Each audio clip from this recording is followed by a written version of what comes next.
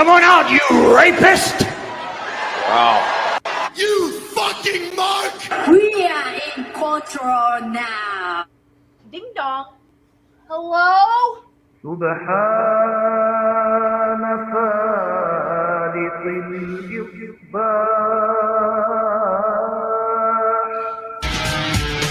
Yes, YOLO. Extreme anger, frustration, and revenge is all that's on Bin Hameen's mind for the Monday Locker Room to kick off the week with Hellfire. And it's going to be shock and awe when I unleash my veteran Green Berets upon you, infidels of Canada, infidels of Immortal, and anybody else who stands in the way of the Hameen Media Group at channelattitude.com. So rise and praise. It's time for Covert Ops with Hacker Hameen and the Vet on the Monday Locker Room. YOLO. I call July on the fire! Oh, Allah, infidels. That's right. First of all, don't tell me what to do. Okay. Well, we'll see about that, won't we, Bailey? Who tells who what to do? As I'm back from a late night coming in off the road from Crossfire Wrestling, St. Catharines, Ontario, where I am no longer the heavyweight champion. Screwed over, complete psyop with all the fans in on it, belittling me, berating me with everything that they did at Immortal. I wouldn't doubt if Immortal that Mike King is now working with Chris LaPlante in Crossfire and that they are trying to unite locker rooms against me because and fans all in one because they know that's the only way they can defeat me. And they can't defeat me. They're wrong because me with a title, yeah, of course I should be wearing gold. That's how I look best. But me on a revenge hell-bent path, you don't want to see it, infidels, and that's what you're going to see. But sometimes you can see them here on the Monday Locker Room, and you see them on the Impact Attack. You see them on the Next Level Review, and wherever we need them in the trenches to be the sharpshooter. My man, the Vet, is back at the Monday Locker Room. Good morning, Vet. Good morning, or is it? Because it sounds like that wall is getting emptier and emptier as we speak, and. I thought I told you that I wasn't going to be too happy if this was the case. But did we narrow down any more conspirators? Have we ferreted out any of the moles that may be in our midst here? Nobody's off the list. I think that, except for maybe you. You might be one of the very few who's on the protected do not kill list. Everybody else is one step away from Hillary Clinton at this point, as far as I'm concerned. You know, my whereabouts are always classified, but yet they are accounted for. Like you have the clearance to see that my alibi is very clean. I'm working on several special projects, and I'm on a clock-in system, so you can see where I am at the dates and times of the alleged conspirators and their heinous actions. That I am completely on the other side of the nation, doing hard work. And I could not possibly be involved. And it's all quiet on the Western Front over there because of you. There's no doubt about that. But I still have the Immortal Tag Team titles and another guy I can definitely keep on the do not kill list. My tag team partner, Blaze Haram, got my back there. So that's going to be a pay-per-view. I haven't been on a pay-per-view in a minute. I've been on TV in Canada lately, True TV up there, and unfortunately they're going to replay that over and over again from this weekend and rejoice on Boxing Day or maple syrup sap sucking day, whatever day it is up there. Light a forest on fire day. That's a great day for them. Keep doing that. The iPay-per-view should be cool for Immortal. Enzo, Teddy Long, Fandango, Cheeseburger, and all your favorite Immortal stars. But Blazing Aram and I will steal the show as always. That's just what we do. So, where can you see this? Where can you see this iPay-per-view? Is the Premier Network. I'm not sure if that's Freddie Prince's Jr. gimmick or not, but I'll be posting more about it. I got to learn more about Premier myself. Like I said, they've been trying to get inside my head last night. Vet, very, very hurtful. Mm-hmm. I did have $5 face slap number 69, of course, on a woman, you know. Nice. Yes. And then 70 and 71, I got real pissed off and almost knocked out to him. But it was almost punched a guy in a wheelchair in the face last night who wanted it really hard in the face. So I almost. Well, he rolled up. I mean, he rolled up. You're gonna get some. Oh, but I'm befuddled this morning after that, because last night not only did I have to face Rob the Rage Giant, you've seen him on Dark Side of the Ring playing Hulk Hogan, playing Animal, so you know the size of the human being that I had to face last night for a true heavyweight title championship. And who was in there? Referee Sideburns out of nowhere, also part of the conspiracy of me losing to Garrett Holiday the week prior as well with Kayla Sparks. But definitely Referee Sideburns just moved himself to the top of the Hillary Clinton list. And we're going to see where that leads as we, I don't know, probably kidnap him, tie him to a chair, and start pulling his fingernails out until he tells the truth. I think that's probably a good plan of attack. It's a common practice in professional wrestling these days. Mm-hmm. Filmed kidnappings. Mm-hmm. Well, obviously, got to go viral. But I even hate to bring it up because I'm already having PTSD from this, and I may sue Crossfire Wrestling for emotional distress. I think is probably one of my next moves as well. But last night they got the whole crowd of 500 people. They were chanting, "You've got man tits" at me, and man tits, and that you know how sensitive that topic is to me of my upper body and chest workout. I work hard, and that cut me deep. And I was off my game, and that was part of their whole psyop last night to chant that at me for 10 minutes straight. I suppose it's not crazy to think that after all these years of the mental warfare that you've been, launching against these people, that they have learned a thing or two, and they're turning the tables. How the turns have tabled. Yes. Yep. And we are the table. That's right. Yeah. So we're the head of the table. The tribal chief. You're goddamn right. We are. Let's get that. I am the head of the table, the tribal chief. So that was, they thought they had a little power and usurped me. Chris LaPlante was laughing at me. That moron old Mother Hubbard, Rob Hubbard, was laughing, and they're all on the Hillary Clinton list as well at this point. So now, Ben, did you, when they chanted it, did you try? I know it's probably a silly question. It's so obvious, but did you try the technique of holding both of your hands up over your ears so that you could not hear what they were saying? I was trying, to be honest with you, Vet, I couldn't even get to that point. I think I did it once, but I actually had to hold my hands here to make sure that they weren't, I had to protect my heart, I see. So, I see.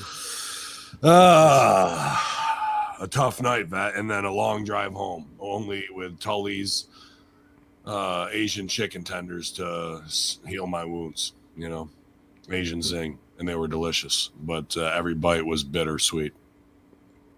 Well, I guess next time is the next time gadget is the way to think about this. I mean, it's a war.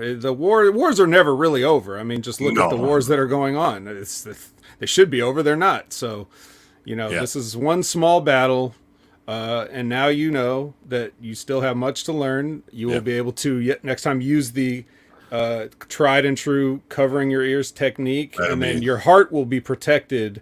You won't have to actually physically cover up your own heart, but you will protect your heart through your ears, and then you will be able to take down any Hulk Hogan or animal sized actors.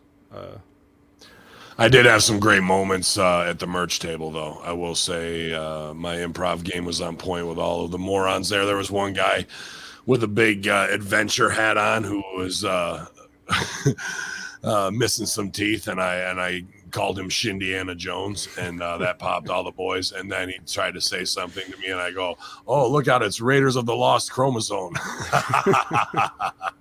He didn't get it, but it was hilarious. Yes, of course not. So y'all, man, face slap number 69, 70, and 71. I'll be posting those on YouTube. They're on my Facebook now if you've been accepted, or else they're in the Hami Media discussion group.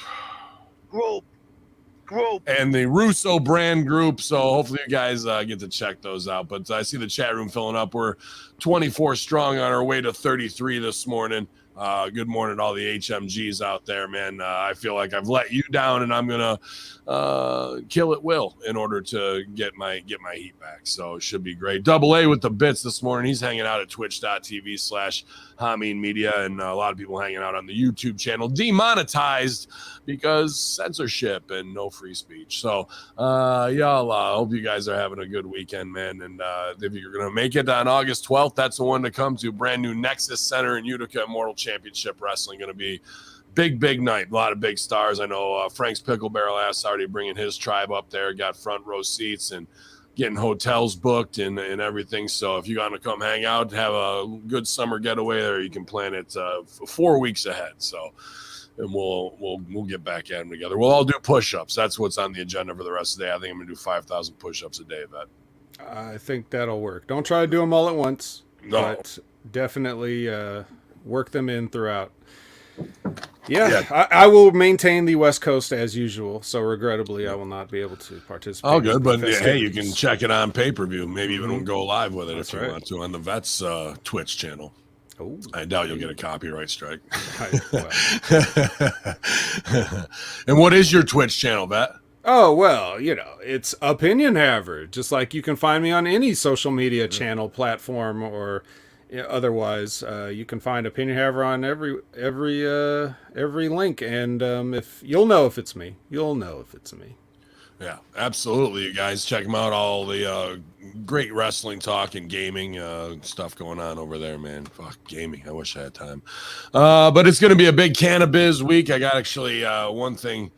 The rib's going to be on them because I've had them removed, but I have to go get fingerprinted later today for the next step of the cannabis business. So it should be funny when they do it and there's no fingerprints there because I had them lasered off years ago when, when Just the 4 attack dots happened. on the paper. Yeah.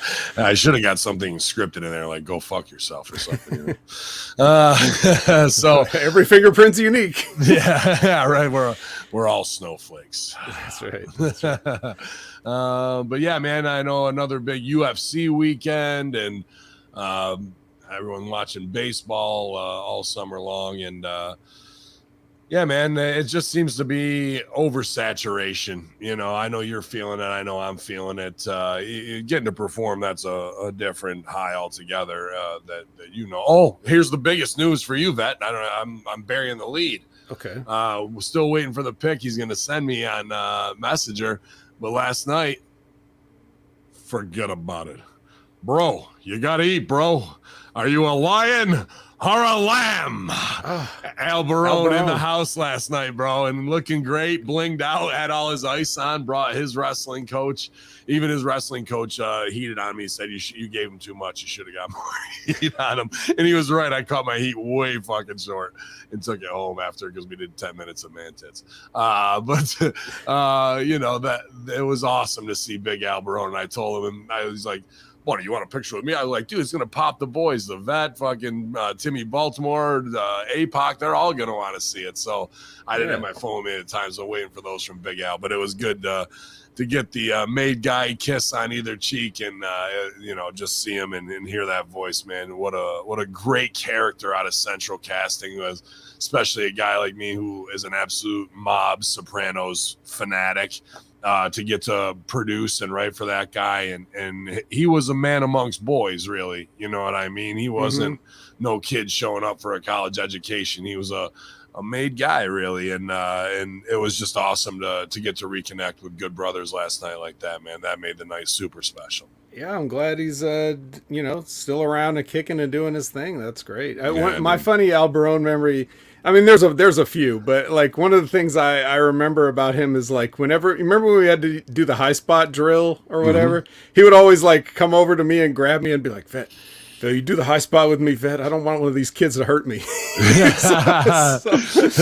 like, sure, Al, no problem. That was to have like that.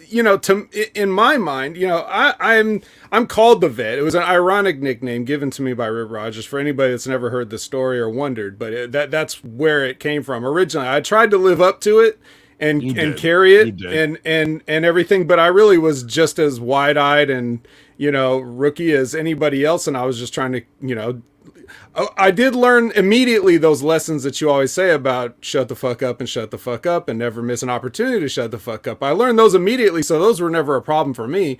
But to have a guy like, I mean, Al had been around a while by the time he came there. He's like Santino's friend, right? Wasn't that? Yes. Yep. Yeah. So when he came down there, he'd already been doing this for a long time. And so he had just come back from Puerto Rico working for Savio Vega. Right. So it's not like this is just another one of these dudes who's like a weekend warrior who's trying this because it's in their hometown. But not to disparage anybody that was doing that, but I'm just saying, I'm trying to give you guys the picture of this was a guy that already had a wealth of experience before he ever came down to train with us. And he's grabbing me, who's been doing this for a few months, and pulling me aside and being like, I trust you, don't hurt me. You know, I'm like that. Exactly. Of course that makes me feel good. And, you know, lets me know I'm doing something right, you know, because you know how it is. Nobody really puts you over. Like if they do, it's behind your back to other people. But you know, everything, you know, as far as you're concerned, when you're starting out in the business, everything you do is wrong. So it's nice to get that validation, you know, early on and be like, okay, I'm on the right path. I'm doing good. So I'm glad to hear that you got in touch with Al, and I look forward to those pictures. And he looks great, man. He looks like $1 million. He should look exactly the same, right? He does look exactly the same, really. I mean, it's not like, oh, everybody ages, but like, because he was already in his 40s when we hung out, you know, just the early 40s. So it was just the cadence, the character that he is right out of Central Casting. I mean, to me, I want to make him everything from The Godfather to Tony Soprano, but I hate to compare him to this because the character is, you know, slow, and Al's not slow. Luca Brasi, he's that big muscle, you know, but I tried to write in the integrity of a Tony Soprano, of you know, Michael Corleone, of really more Don Corleone than Michael. He was old school, Al was. And just to put on the Godfather music, switch it to black and white and have him walk through that, come out, give a guy one heart punch. Because and it was believable because everybody was a student. Here comes this fucking giant hitman through the goddamn curtain, and that's what he's gonna do. He's gonna put a hit on you, and he ain't gonna waste no time. And then we made him Rip Rogers' dues collector. That's the perfect Luca Brasi fucking go get the money, right? Like, and he was just awesome, man. A guy who kind of got chewed up by the office and spit out, and that was kind of it for him. But as far as I'm concerned, Al Barone, I'll always say, was one of the best characters I ever got to write for my own fulfillment, to take from all the mob stuff I love. And here's this guy, and he was so appreciative that, because I was older too. I went there when I was 28, 29. So it wasn't like, you know, the 21-year-olds who are still sowing their oats to some degree. And to get to really have that character to use throughout the show was just an awesome creative tool. And he was so appreciative that somebody looked out for him, you know what I mean? And I wish I had 100 guys with that level of character to fucking do stuff with. So to see him last night, man, just brought me back to all those early days and how fun that was. And like Rip would say, boys, these are the fucking best days you're ever going to fucking have in wrestling. You don't even fucking realize it, because you're going to get up on the road. You're going to fucking be pissed off. Everyone's going to cut your fucking throat. You don't give a fuck. And you just want to be home. And right now you're doing it for the love of it. So he ain't wrong. I mean, I've had great times because I've made not big money. So I guess making not big money, you have to rely on good times. But 2CW was great for me. Immortal and Dynasty have been, and so is Crossfire. But Rip is 100% right. When you're doing it for the passion, for the labor of love, when all you got is your brothers and sisters in the trenches with you, and we're trying to get better together, that is the best time in your life, no matter what your art form is. Yeah, it's a different kind of great. It's not, you know, it's success is fine and all, but you know, that it's a different feeling. You know, with success comes a lot of other negatives and pressures and things that you don't always get to fully enjoy your own success, you know? So that comes at a price. But, you know, when you're too naive to know any better, or whether you just have a bunch of people around you that you have something in common with, even though in regular life you would have nothing in common,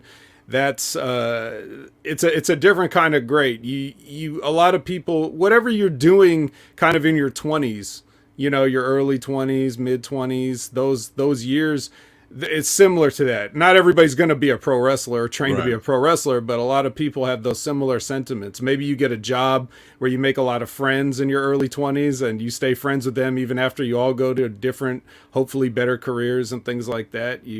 It's something about that formative period of your life that when you're young enough to still not know shit, but you're old enough to not be a kid anymore. Right. Where that nostalgia sticks in our mind, you know, for the rest of our lives. 100% spot on with that, Vat. And once you're on the other side of it, like once you're in, you're in. I don't care if you're a low-level street mob guy in this wrestling or you make it the consigliere to the big boss. Like, that's what it is. And we're all on the island of misfit toys, all these broken creative people to some degree who are chasing a spotlight addiction based on trying to get back to their inner child of 8 years old when they had some epiphany when Andre the Giant walked by you. You know, that's what we're all chasing it, whatever your origin story is. So but man, last night was a great flashback to younger days and being hungry and you know, just connecting again. And so big shout out to the homie Al Barone, man. I'll send you this and be like, Pops, you didn't have to say all that. I do have to say, because I love you, big Al. Al Barone's great. He's almost uncomfortably grateful about things. Yeah, like if you do something nice for him, he just won't stop thanking you. And you're like, all right, I got it. Yes, it's you're welcome. Yes, no, yes. bro, no. Stop shaking my hand. Stop. Ow, my shoulder. Ow. Yeah. He went and got me Swiss chalet chicken too last night. I was like, what do you want for it? No, bro, no. Yeah, you gotta eat, bro. That's probably my favorite. If I did, I would have loved to hang out longer, but I didn't have a 4.5-hour ride back last night. So, but y'all, we made it home. Infidels, we're back in the bunker. Why? To read shitty wrestling headlines. It's the Monday locker room, so let's locker room, you guys. We shall see. What else went on this weekend? I kind of made enough rants on I don't really want to go back to it. I listened to the Jim Cornette follow-ups with Brian Last off of the the Hardy thing. Yeah, and I'm just to say this, all these podcast co-hosts who aren't in the business and never paid a fucking due are way too comfortable now that they have access. One kid I also really like is Dutch Mantel's co-host. And he did great stuff recently with Stevie. Some of the best stuff I've ever seen in a podcast with Stevie. I think the kid did a great job. And then he cut down some tweet Russo put out there where Dutch was empathetic and can understand about what we're talking about being burnt out on wrestling, the thing you love the most, where you're trying to do good for it and it's getting carved up in front of you. Yeah. You know, it's almost like you have to sit there and watch somebody torture your child. Especially Dutch. Yeah. Especially Dutch. Compared to us, like Dutch Mantel should be, like he should be ready to, to punch himself out at this point for what the wrestling business has become in front of him. Yeah, and Dutch kind of empathizes what Vince is saying. And then the co-host, the kid I like a lot, who I think does a great job, like proceeds to go in on Russo to be like, oh, I have to watch wrestling. I'm tired. He's like, and puts over, I had to fucking carry concrete. I had to do this. And I'm going, good.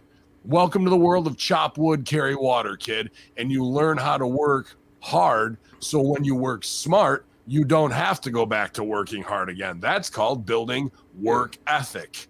I fucking scraped dead woodchucks, fucking skunks, and shoveled patch on the fucking side of the road. Yep. I've worked the hardest of shit jobs myself.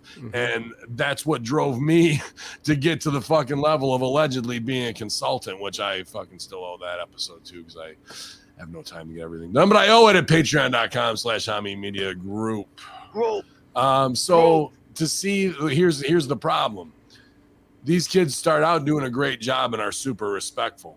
Mm-hmm. Then they get comfortable in the locker room. And this is what this is an OVW 101 lesson that these kids don't know. They got thrown right into the deep end. They get worked by the guys working with them because they need a producer. So they're going to let them do all the work. And then after you've interviewed all these big stars, well, I guess I'm one of the boys now. You're not one of the boys. You can do a good job at what you're doing. and keep doing it. But you have to hold that level of respect of I'm a civilian versus I'm a worker. And guys are crossing that threshold now because of their comfortableness on Twitter, that they're making money off of wrestling. Those are the guys that took all the fucking bumps. So you even have a career to talk wrestling and look back at now. And now you're going to act like some fucking cocksucker who's got something to say to somebody. Like you're able to be on that same level. Now, we're all just stupid little mammals on the earth that hopefully will be destroyed by Planet X, and everyone will show how small they are like that, and that wrestling means nothing. But at this point in time, if you're fucking with the wrestling business or you're even on the outsider, you better fucking treat it with some respect. And that's not just for that kid or Brian Last. We've seen it with Lost Sheep, The Lost Shepherd, fucking Billy Bat My Balls, and everybody fucking else. You know what I mean? So they get way too comfortable. And that's what my heat was with Let's Box, motherfucker. Because, you know, because what he did to Russo brand and what the other one tried to do to me and fucking put lies out there, that's fucking shows who they are. Then with K100, again, what do they need? A fucking punch in the fucking mouth to get regulated because they want all the heat. They want to be in the locker room. Heat gets paid off. Or if you're going to start shit in the locker room, it's going to come back around and you're going to get your throat cut and you deserved it. So start shit, going to get shit. And it seems like 4 out of 4 so far, 2 that are douche nozzles and 2 guys that I thought fucking kind of got it, they've really put their heads out there on the chopping block this week for the boys, because all the boys seeing that are going, okay, and these guys have no idea. They're just comfortable thinking they can sling dick like that. They're about to get choppy pee-peed real fast, bro. Yeah, Brian Last, I've listened to Brian for years and dozens, hundreds of hours at this point.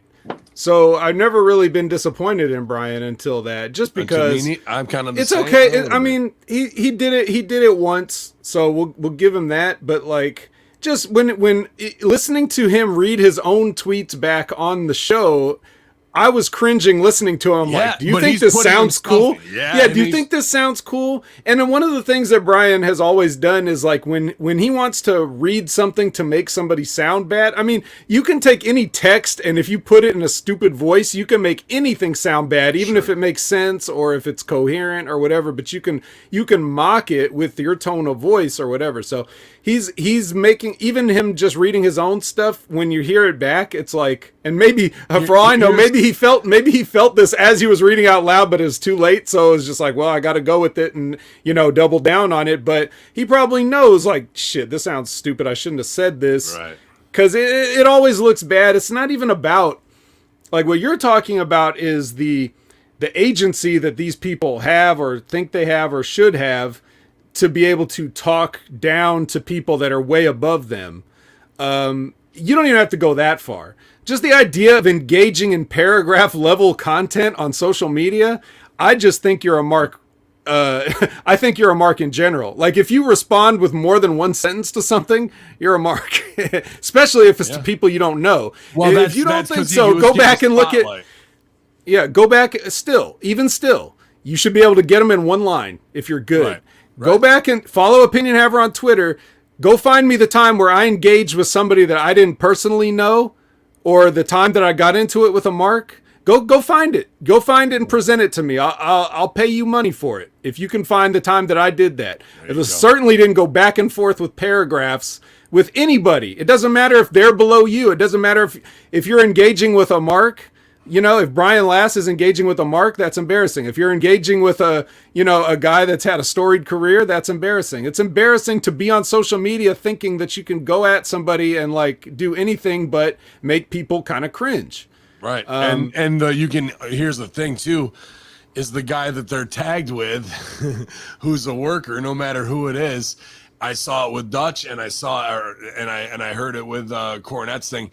You can hear the vets lay the fuck out when these guys go off, and it's not like, go get them. It's like, oh boy, these fucking marks are running their mouth, and there's going to be repercussions for this because these fucking guys haven't paid a due, and they're not in the fucking mob like we are. You can see them both do it. Even Dutch kind of course corrects and like, oh, well, yeah, there you go. There's the rant. Like, and I've seen Russo do it not that I'm just a solo podcaster. I'm very much an active roster. That when I was calling out those fucking touch holes, they laid out too to like let him cut his own throat, but I'm down because I'm the fucking boss over here. Yeah, that's what I was thinking too, listening to you. But still, it's you wanted to say it and you felt like saying it, so say it. You can say it. If they want the spotlight, I'm giving you a fucking chance to steal WrestleMania 40 weekend and make money to help pay off your lawsuit. No, I'll stay small and silent now. Oh, now you shut the fuck up. Oh, okay. All right. Yeah. So that, with all that being said, I think the person that won the whole exchange was Tasha Blevins, of course, with the great, with the absolutely amazing, your birth certificate was an apology from the condom factory line. Now that's how you tweet. Okay. That's how you get it done, guys. So if you want to do it, but yeah, but for the most part, I'll give Brian this one who gets a free one. But guys like Conrad, he's very respectful. He never acts like a mark, even though he calls himself one, but I don't think he is. He acts very professional. He's done a lot for wrestling and certainly for podcasting. And you don't see him doing stuff like this, whether that's just because he's a nice guy or because he knows his place. It's probably both, but that's a guy who's like a big name in the field that does not engage in these type of activities. So, right. And there's others that aren't as big, but every once in a while people feel like I guess it's just too much to get the chance to work with somebody that, well, I mean, you probably know what this is like, Ben, because you doing these shows with Stevie and doing these shows with Vince, like you get a chance to, some of the time when you get a chance to speak on something, you really want to, you want to impress them by what you say because, you look up to them and you want them to respect you, which they do. You don't need to prove anything at this point, but every time you say something, it's like you're thinking of, okay, like I got to make I got to make my point, but then I'm also representing these guys. So, there's a balance to where you don't want people to be embarrassed to be associated with you or for the things that you say. And heat by association is exactly what you're talking about. If Dutch Mantel, yeah, exactly. And if Dutch Mantel, if this kid that he's working with, those guys can be replaced. There's plenty of people that know how to do what they do, but there's only one Dutch. So if you make Dutch look bad in any sense, again, this probably wouldn't be the incident, but just saying, like, if things keep going on, these guys can disappear and be, we can plug somebody else in. It's happened before. It'll happen again. It's the disappointment of watching him go from doing a really high standard and doing great stuff. I thought his interview with Stevie was some of the best content I've ever seen, to be honest with you, in wrestling interviews. Kid presents himself good. He looks awesome on camera. Could definitely get a job at a company. I would have hired him. Now I'd be thinking another way now after this.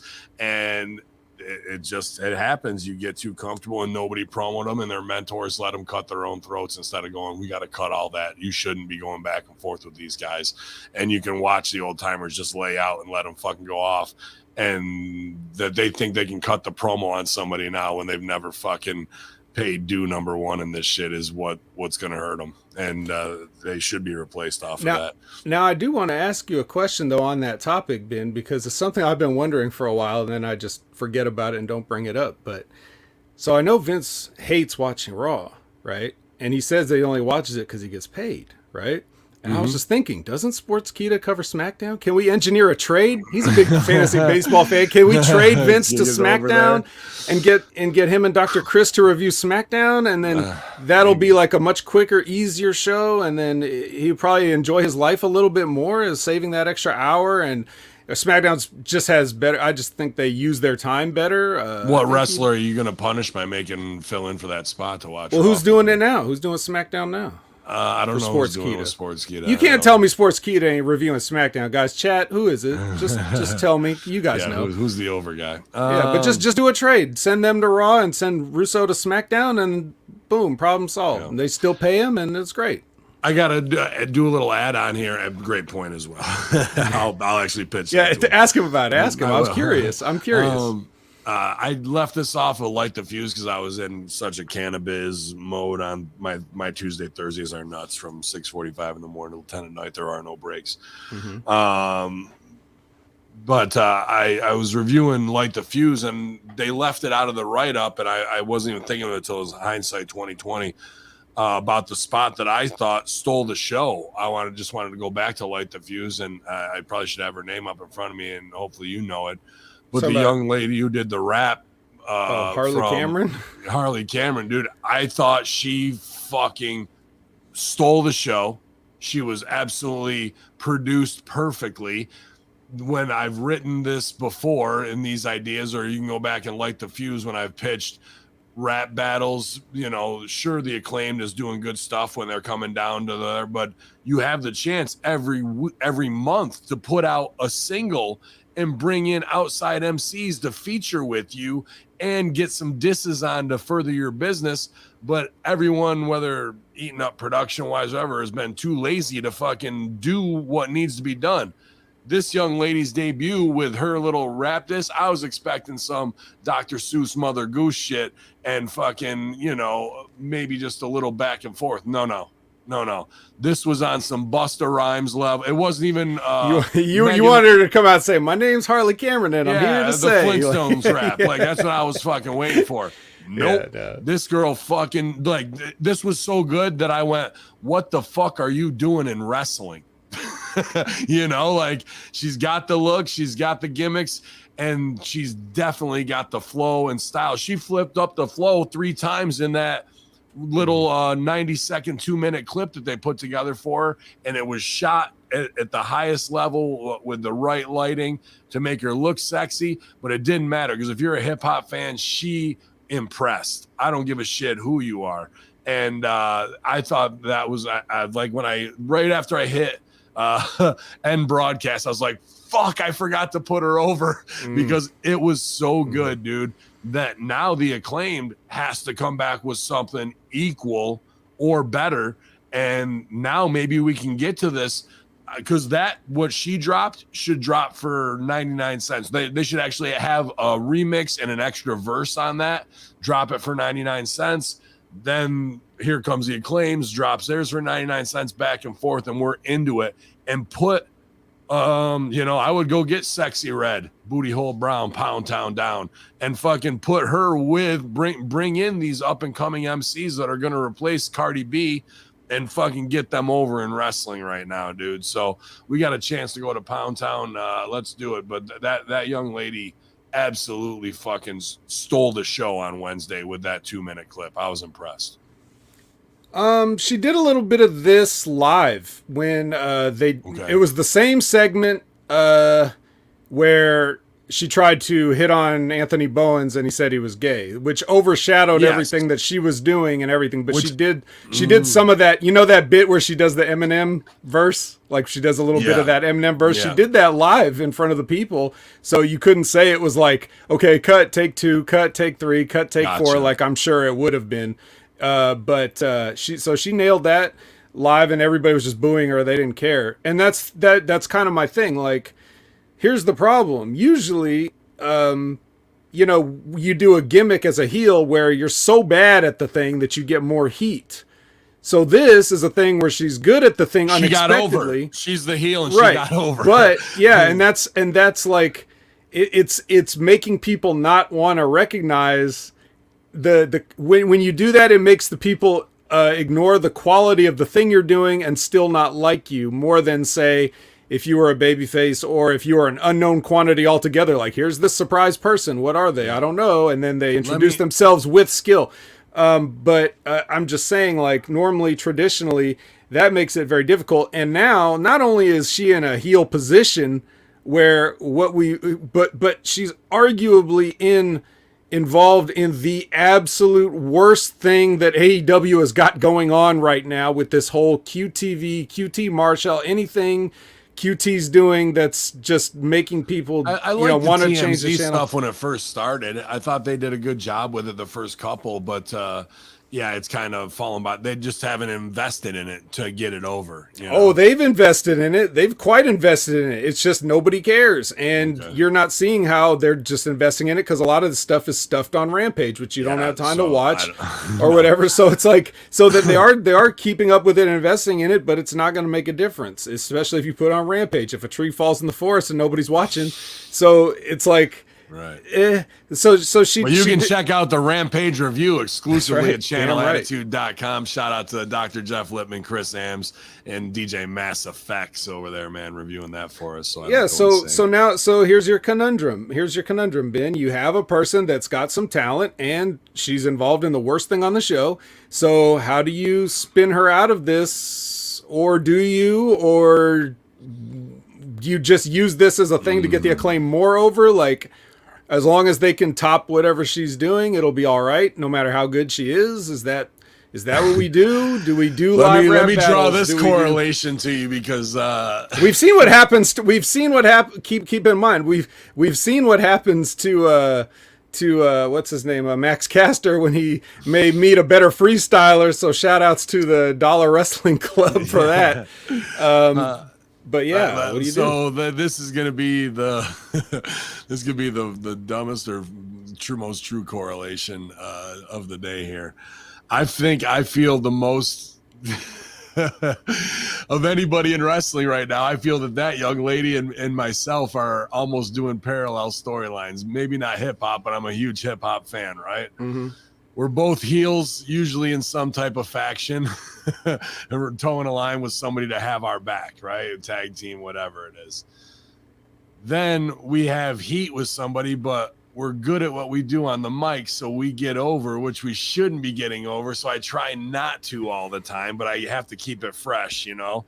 So like with Rob Rage, he was the autism. They have a title to like, charity title for autistic charity, the autism champion. But I just did a promo where it was like I was doing a Make-A-Wish granting Rob Rage's autism Make-A-Wish, like that he has autism, right? So I'm still healing, but I have to do it babyface. Yeah. She's got to heal, but get over the rap shit. Now, does she dumb down her style? No, she's going to flow, and you're going to be impressed by it, right? Another thing, we both got great gimmicks, apparently. We both got but then here's the big one. She, either through ignorance or whatever they're trying to do, was trying to hook up with Bowens, who's LGBTQ pride check mark plus double plus on good, whatever it is, right? And I'm doing the exact same thing and have been with Kiss Me Kayla, who the Spice Ranger is the cutest girl next door, but she likes the girl next door who lives next door instead. So that's fine. So we're both kind of parroting each other with how do I get close to someone who's not interested in me and all I want is a kiss to put over that I have the charm to do it, you know? And what is the choice? Does she turn Anthony Bowens bisexual just for one last kiss or what have you? And they actually build to a moment that way. And she's over because of how good her rap is, that you could get her over as a baby in that, even though it may be a semi-heel thing to do. To me, it's about playing with the confines of what we've put up with the LGBTQ inside these bubbles of like, well, if it's gender fluid and whatnot, then why are you cutting me off at the fucking pass? And when I'm just trying to show you love, well, that's because I'm this thing. Well, I'm this thing and you hate that. I'm trying not to hate you. I'm trying to be inclusive. So it's a double spoon feed of the double standard that I'm trying to play with on that level. And usually it ends up with me catching a big Boston cream donut in the face in a fucking skull crushing finale. However, a lot of the same business that she's got going on, I have going on as well. Well, that didn't answer the question exactly, but I'm glad to see your evaluation of the situation here. Well, sorry, the question was... Well, the question was, what do you do? Because, we're supposed to be pro wrestling, and we've got this chick who's got some skills. I'm not necessarily going to put her over to the moon, but she's definitely better than bad. And So you got that, but what she's doing doesn't really have to do with anything else. She had a gimmick as an assistant person that works at the TMZ office, but then she suddenly burst into a rap thing out of nowhere. Scrap all that and go with the rap. So now she's a rapper. So then the question is, do we just get Swerve to recruit her over to the Mogul affiliates then and just take her away from that? I don't see why you would have two simultaneously existing rap acts on your show that wouldn't ever cross paths. So I think that's like the most likely option. That's what MCs have to do is battle, right? So I would play it out with the Acclaimed and do that and start to set the first of all, the TMZ stuff goes. She has a couple dudes in her clique or whatever, but the real money is starting to bring in MCs who are a draw to give her the shine that way, and she keeps doing what she's doing. Now, I don't know if she can wrestle or not. I don't watch Rampage, but if she's just a valet and a mouthpiece, that's perfectly fine. Then we need somebody who's going to be able to take bumps and get in there and be, the kick around till somebody gets so she can train until somebody gets their hands on her and we don't expose that she may be green. Maybe she's great. I don't know. But there's no reason to, because if she's getting over in videos and on the mic, then let's get her the fuck over, bro, And how can we get her on rap shows to do the crossover? Because if she goes out and there's an audience that doesn't watch AEW at all at a rap show, and you give her the mic and she kills it on there, and then they say, come watch, me and Megan the Stallion at fucking All In or Poker Chip, whatever fucking pay-per-view it is. That's help for an outside draw that could get them over 1 million. But Stevie's already pitching the rap is crap to her for 2023. I hate rap. Unfortunately, at least rap is crap. At least 50% of that group is no longer with us, sadly. Yeah, well, there's a lot of rappers that went down too. But you can have multiple rappers. Obviously, there's a full different style and whatnot. But that's plenty of putting her over for 15 minutes straight. I just thought that segment on a show that leaves me scratching my head, where I've wanted that exact style from the Acclaim. They gave it to me there, so I was down and she bodied it, man. Interesting one here. WrestleCon owner issues a statement after booking Rick Steiner for another event despite the Giselle Shaw incident. So we'll stick on the LGBTQ controversy here.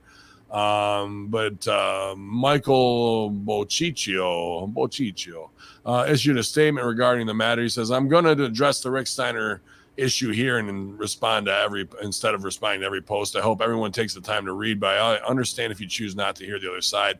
Rick made completely inappropriate remarks to Giselle Shaw at our LA event, and as soon as we were made aware of what happened, we swiftly addressed the issue, but we never shared the details of what happened. In hindsight, it was probably a mistake not to share more details during or immediately after the event concluded. I take full responsibility.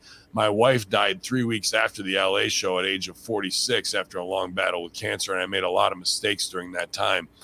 However, at no time then or after do we condone the remarks of Rick made at LA. We did not fail to act after we were notified, and as a result, we removed him from the convention for the duration of that event. Rick's poor decision forever impacted his brand, relationships with the wrestling community, and alienated many of his fans. One of the positive things Rick did, and it was not publicized, is immediately apologized. He apologized to the members of the WrestleCon staff. He apologized to many of his fellow wrestlers and offered apologies to the members of the Impact staff that chose to hear from him at a private mediated event. Giselle chose not to attend Rick's apology, which we 100% understand, support, and still support to this day. She had no obligation to hear anything from Rick, nor she should ever feel obligated to accept any apology from him then or now. Now that we're 3 months beyond this event, I feel that Rick learned a lot from this huge mistake. I know it's easier to cancel people when they make mistakes than to forgive and help educate. However, sometimes I think it's important that we give people a second chance. That being said, Rick will forever be on a zero tolerance scale moving forward at any of our events. If we're proven wrong that he has not learned from his mistakes, we will enforce a permanent ban, that's not to imply that everyone gets one free strike. We continue to strive to have an environment where everybody feels safe and included. If we're faced with issues that can compromise that event, we take all necessary action. Michael Bociccio, owner of WrestleCon. Well, condolences on your wife, man, to start with. That's absolutely fucking brutal. And this is pro wrestling, which is foolish. However, there was, quite a controversial stir there. And it's interesting, after going through so much cancel culture for the last 5 years, that there's a shift in momentum, and this guy's making a choice that you wouldn't have seen 3-4 years ago. You would have been done, right? Like, there's no coming back. Now they made him pay his penance, to slap on the wrist to show, that he knew what I knew I was wrong or whatever. Does he really feel that way? I don't know. Money talks, bullshit walks. At the end of the day, it's strange, and that guy's going to catch, I think, a lot more heat from it.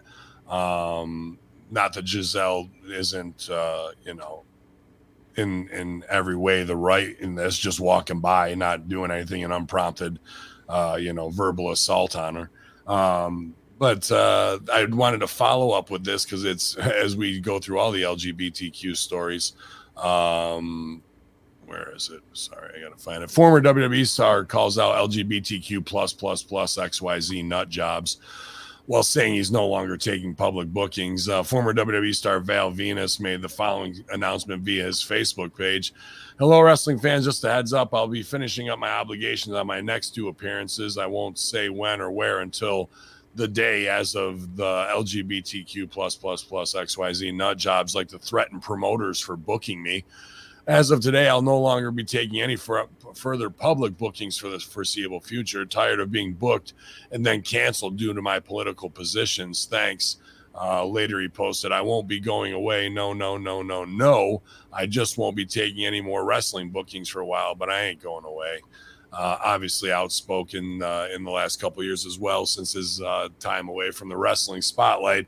More notable for, very staunch stances on what he believes in online. A lot of drama here, Vet. All right. Well, first, the Rick Steiner thing. I heard about that apology that he made. Yeah, I didn't like even hear about that. It wasn't widely publicized, because things like that normally aren't. If you're not looking into it, most people are only. Here's a problem above and beyond. Like, it's not just canceling. It's not just weird how there's zero footage of this. Yes, it's always weird. But it's beyond just like the canceling and the going back and forth with, this side, that side, and political beliefs and all these other beliefs, personal beliefs, all these things. It's bigger than that. It's more about ignorance in general, like willful ignorance, in the fact that most people, all they needed to see was a headline, and they don't read the articles, they don't follow up, they don't find out even more, even if it would be something to further enforce their feelings. They only see what they want to see. And people just aren't looking into it. It goes beyond all this. It goes into what people are willing to do at their daily, at their job. You go to 9-to-5 job, and there's ways that you're supposed to do the job, and you haven't even learned the ways to do your job because you couldn't be bothered to read or listen or whatever the case is. So we all have to do a better job of actually paying attention to things if we want to have a voice to talk about them. I label myself the opinion haver. I'm not always the opinion giver, but I'm always the opinion haver. And when my opinions are solicited, like on this show, I will give it. But you can best believe that I'm going to kind of know what I'm talking about if I'm going to talk about it at length most of the time. Otherwise, I'll just recuse myself and say, I'm not sure about that one. Don't know about that one. Can't offer any information on that one. So I heard about Rick's apology, and that's good that he apologized. I figured most people wouldn't hear about that. And as far as everything else from this point goes, it's this guy. What's his name? Rob Bociccio or Mike? Yeah, Mike Bociccio. Mike Bociccio. Okay, yeah, it's his business. If he wants to bring in Rick Steiner and pay him, it's his business. If he wants to freeze Rick Steiner out for the rest of his life, it's his business. It's everyone's business. It's Google's business that they don't want you monetized. Whatever the case is, it's everybody's business.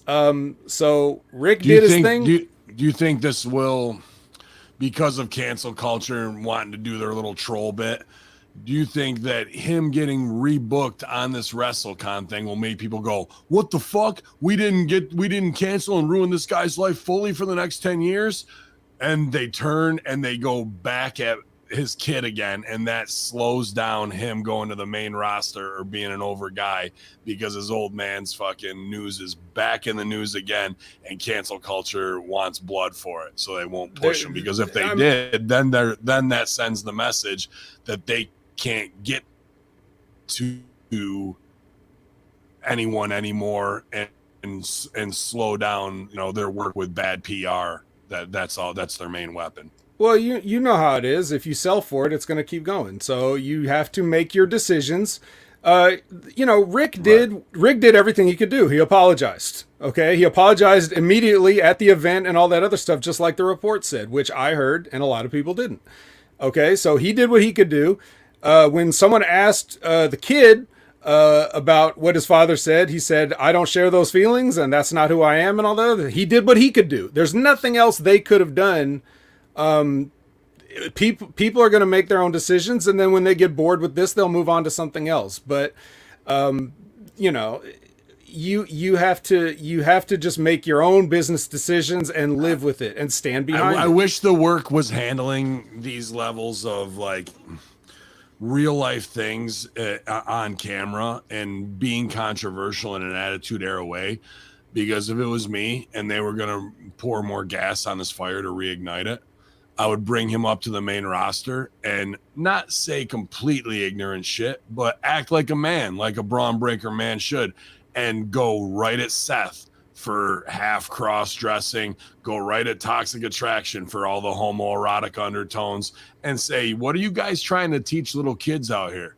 To dress like their moms and wear some shit from Designing Women or to be limp wristed and all that shit and be a pretty boy? Is that what you're teaching? Because you know what I learned? Go fucking out back and shovel the shit pile from you know what I mean? Like, well, you and I have talked about this before in the past, and it really just comes down to, in my personal opinion, I just think that wrestling is too blatantly over the top fake for any of that stuff to really matter anymore. It becomes something that would have worked in the past when you had more integrity in your product.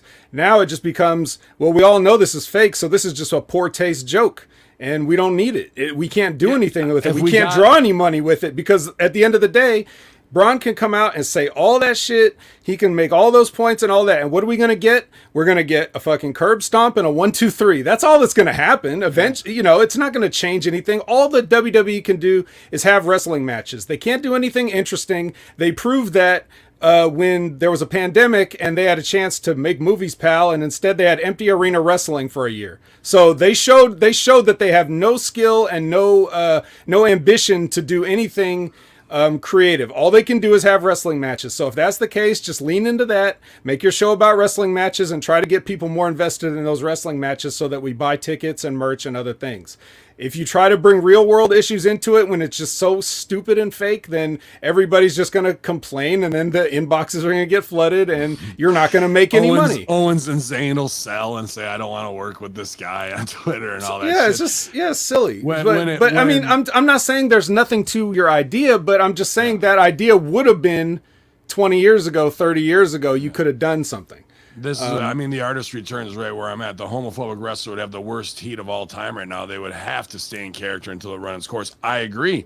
Yeah, and I wouldn't want to ask, okay, look, if my dad goes out and says some shit, I don't want to now have to be saddled with a gimmick that I don't believe in. Like, if I'm not homophobic, I don't want to go out there and say homophobic. Let somebody that, hire Gunner back and let him say it if he wants to say it. Don't make me say it. If you want a musclehead to say homophobic shit, go hire one of the lost, forgotten sons or whatever, and don't make me do it. I just want to be, the jock athlete bro, dude, but not necessarily homophobic. See, so I you shouldn't have to. You shouldn't have to do that. I'd have him do it. I'd have him do it because it could go right. He could go right from debut right to fucking Seth.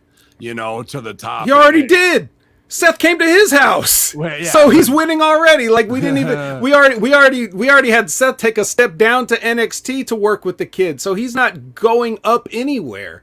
It's just we've got a bunch of queer stuff. That's okay, but we need yin. If we've got yin, we need yang. So where is our alpha male toxic masculinity?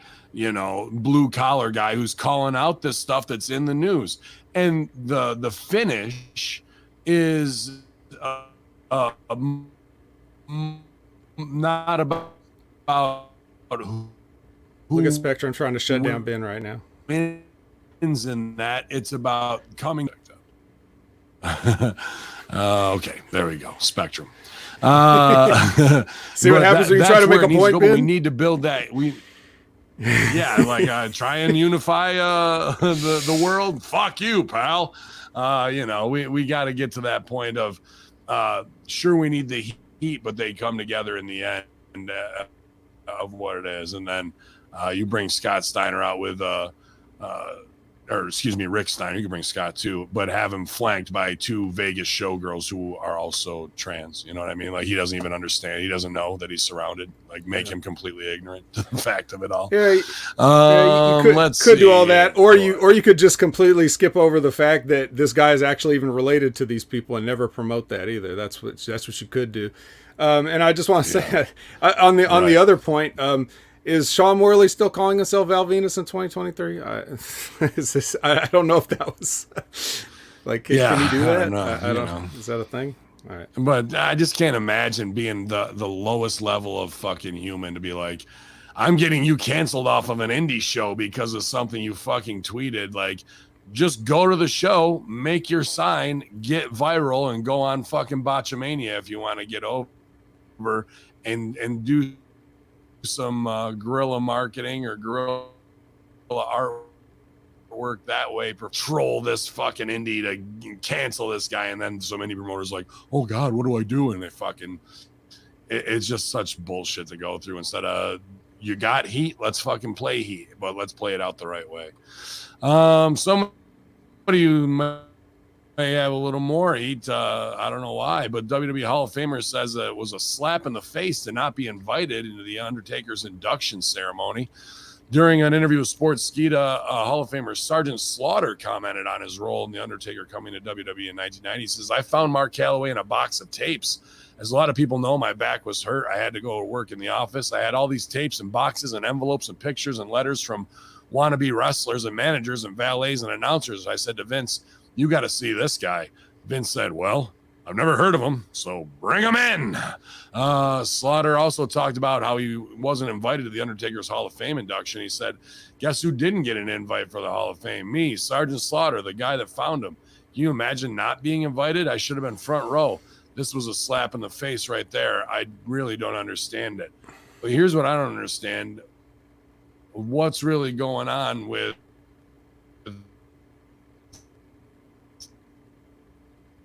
the heat with Sergeant Slaughter? We've talked about the Lacey Evans. Damn it. Check one. Did you hear that, or did I mark out? I can. You there? I can sort of hear you, but the video is a little behind, I think. Okay. I'm just wanted to say, like, what is the deal with WWE putting the heat on Slaughter? Of like what is the heat between them with the Lacey Evans stuff, which should have had Slaughter involved. We've talked about it on many shows already, but here he is kind of throwing more shots back, like revealing like I should have been there. Everybody knows I should have been there, but I wasn't invited, which is a calculated fuck you, and the way he's putting it out there. So I don't know what the deal is, man, of the falling out with them, of why they would not want Slaughter around, or somewhat disrespectful, or everything that went on with the Iron Sheik too, I don't know either. I don't know what, if something happened between them and Slaughter. The only thing I know is that he went and got that deal with, what was it, Hasbro or something back in the 80s to get that G.I. Joe hookup. And, I'm pretty sure Vince wasn't happy about that, but then he went on to work for him for many years after that. And it was only when Stephanie came in with her regime and started pushing out the older guys like the Slaughters and the Briscoes and Pattersons and the Gurrias and all those, like, and replacing them with the Johnny Aces and those type of people that, like, I don't know if that has something to do with it too, like, because he's part of that old guard and there's a civil war going on and we just don't need any more troops on Vince's side. I'm not really sure. I can only speculate. I would like to kind of point out the idea that when we talk about Vince McMahon being out of touch, you can see that it was going on as recently as 30 years ago when all he had to do, I'm not saying you have to sit there and watch WCW like a mark, but all you have to do is like turn the TV on and just look at guys standing around and see if there's any money on the table for any of those. Like, isn't that kind of what you do? Aren't you a promoter? Don't you want to see what's out there and what the money you can make? You could have seen Mean Mark Callis right at that time. You don't have to have Sergeant Slaughter working in an office in a box of tapes. You don't have to go in a box of tapes. He was on fucking TV on the other channel. So what tape was that? You had tape of world-class championship wrestling Punisher matches? Like, what tapes were you watching, Sarge? You just watched WCW, but that even back then, out of touch. Yeah, I just think like the leave your name off the list on purpose stuff. It's the silent heat that they still play even with the old guard. Here's another great follow-ups from some of our office favorites. John Laurinaitis and Mark Carrano called, quote, the two worst people on this planet by WWE Hall of Famer. And another Sportskeeda appearance, Teddy Long reflected on his TV segments. The former company exec said they were good because he didn't know that I hated him in real life. He didn't know it. I have no respect for a man that tried to stop me from feeding my family. A man that hated me for no reason. I've never done anything to him. To come in my face and laugh and grin, it's just unreal, man. I had the opportunity with one of these referees that me and him rode together. I'll leave the name out. He came and told me exactly what he was making as a referee. He was making more money than me, and I'm the general manager running the company in the storyline. That was all Laurinaitis' deal. Like I told you, him and Mark Carrano are the worst people on this planet, man. And Shawn Michaels also had a follow-up saying, the climate in WWE is healthier than it's ever been. And that popped me because I'm like, well, yeah, because you're not on the roster actively cutting people's throats. But what that really means is that Carrano and Laurinaitis are gone. And now Vince only has Bruce in the triumvirate of the fucking most cutthroat, NDA riddled stooge for no reason, cut people's throats clique has been broken up. And these are the guys that they fucked with for years, all the way down to developmental, just to really be the mob consiglieres that do hits on people to pop Vince or pop themselves or whoever else, just to put fear and loathing into the locker room as the climate. And if you go outside of any of that, this can happen to you too. And oh, by the way, we're going to hire 10 models for the boys to fuck who don't even give a fuck about being in the business, but they're going to get contracts and we'll have them sign NDAs so they can blow us on the road. That was pretty much their main fucking function most of the time. Yes. I would suggest you guys listen to Teddy Long. Every time Teddy Long tells you a story or every time Teddy Long says something, it might sound like, like a little bit outrageous or whatever, but listen to the man. Listen to him. He knows what he's talking about. I only met Teddy Long for the length of a handshake, but he seems like a very cool guy. And by the way, the handshake was definitely not a white guy handshake. He definitely comes in with the, and we do we do the thing like that. So he's already over with me anyway. Like anybody that just shakes hands with somebody they never met like that, like, yes, awesome. Trust that man. I trust Teddy Long. I don't trust Ace. I don't trust Carrano. I'm glad they're gone. And you guys can come bro shake it up on August 12th in Immortal, Utica, New York. We're going to have the pay-per-view, and it should be great. And I'm sure he'll make a tag team match player. Maybe The Undertaker will be there, player. Who knows? Ooh. And Sarge won't be invited. Right, Sarge gets left off. Let's see. Where do we want to go here? I'm going to save that one. I'm not going to do that one on Sami Zayn, not one to be a terrorist. Did you see about Don Callis legitimately attacked by a fan following AAA in Tijuana this past weekend? Heard about it. I watched the video last night on the way home. I don't know, man. Like something happened, but it was still like not what you think in your head, like Brody going through the fucking crowd and somebody's gonna stab you, right, or what have you. So it was post-show scrum, and they're on a soccer field, I believe, might have been baseball, and they're interviewing Omega, and up walks Callis to talk that shit. Omega starts to get in his face. Takeshita blindsides him, starts giving the Luthez with the punches on the ground. They pull Takeshita off. In comes Callis to get some cheap boots. And then all of a sudden, one of the photographers pulls Callis off and like puts him to the ground. And then everybody jumps on this guy who's a photographer, allegedly. I mean, I think he just had a cell phone. He was like one of the media scrum guys from Mexico.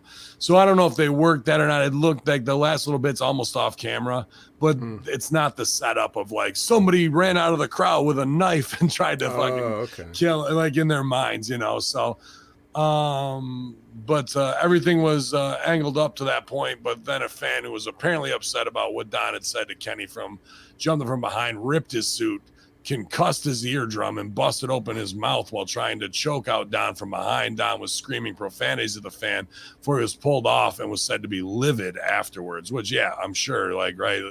So it was a strange setup, and who knows, that guy just wanted to get his shit in there. Maybe he really loves Kenny Omega and the Tiger Driver 91 that much. Maybe he does. I remember what I said earlier about I don't comment on shit I don't know. So yeah, I didn't see it. Didn't see it, so I can't offer an opinion on whether it was worked or not. But it sounds interesting, and it does sound like something Don Callis might try. If because he's kind of old school like that, and he's trying to think of ways to get heat. But not having seen it, I won't speculate. Yeah, some people say it did feel like a work. If it was, it didn't really come off. And I'm going, if it's a work, what's the payoff? Don Callis versus Mexican Cameraman? That's the feud we've been waiting for. Payoffs these days are just these viral things, like we're talking about it. So that's the work. That's as the long payoff. as Sting does a dive.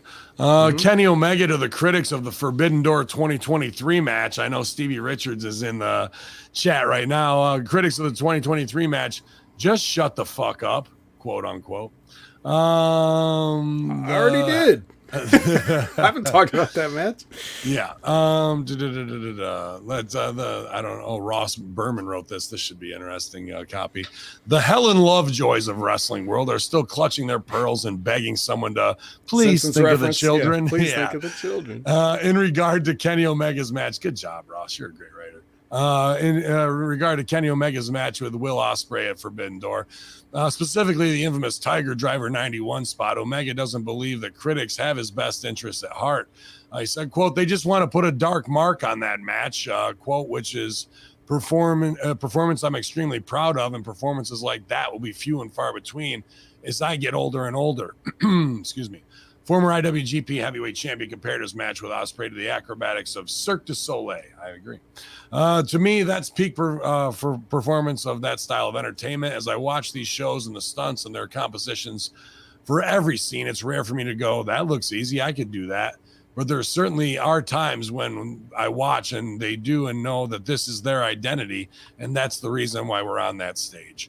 Omega believes that the move was the right choice to elicit the right emotional reaction from the crowd, believing the risk is worth the reward. I don't see in the quote where he told everybody to shut the fuck up. That was just in the headline, but...